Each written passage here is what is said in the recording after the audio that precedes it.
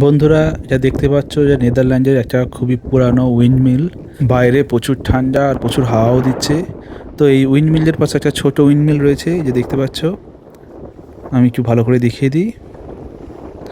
আর এই নদীর ওপারে আরও অনেক এরকম উইন্ডমিল রয়েছে। এগুলো খুবই পুরানো উইন্ডমিলস। এই উইন্ডমিলসগুলো অ্যাকচুয়ালি কী কাজে লাগে তো সেটা দেখাতেই আমি ভিতরে ঢুকছি এখন।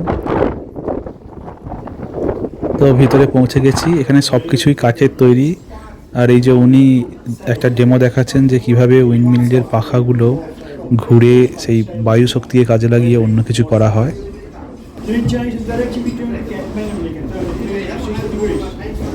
তো যখন প্রচুর হাওয়া দেয় তখন উইন্ডমিলসের এই ফ্যানগুলো ঘুরে বায়ু শক্তিটাকে কাজে লাগানো হয়।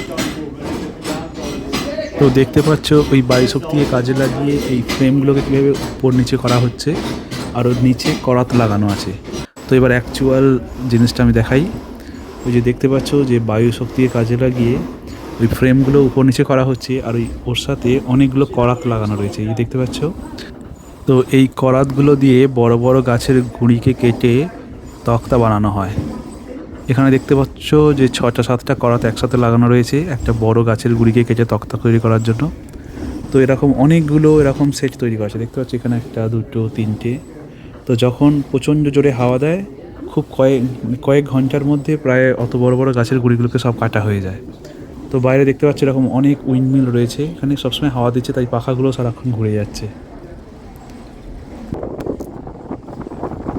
তো এখানে প্রচণ্ড হাওয়া, সেরকম ঠান্ডাও রয়েছে।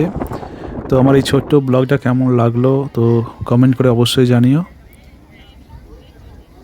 এই যে দূরে দেখতে পাচ্ছ অনেক সবুজ রঙের বাড়ি রয়েছে, আর তার সাথে সাথে রয়েছে উইন্ডমিলস। তো এখানে এটা বিখ্যাত জায়গা, এটার নাম হচ্ছে জানসেশন। এই ঠান্ডাতেও লোকজন এখানে হাঁটছে। তো এরকম আরও ভিডিও পেতে অবশ্যই আমার ভিডিওটা লাইক করো আর শেয়ার করো।